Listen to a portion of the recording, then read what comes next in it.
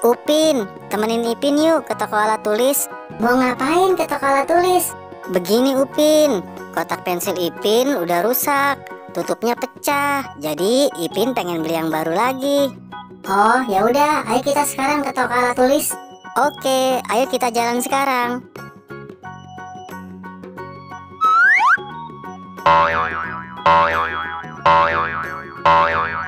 Wah, banyak banget ya peralatan tulis di sini. Ya udah Ipin, ayo cepet dicari kotak pensilnya.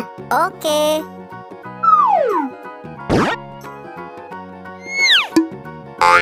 No. Salah Ipin, ini penggaris segitiga.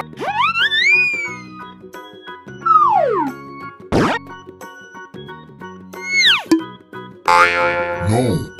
Masih salah, ini rautan pensil.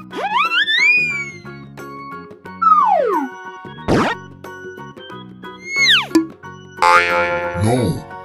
Bukan, ini buku tulis. Ayo Ipin cari lagi. Iya, Ipin cari lagi.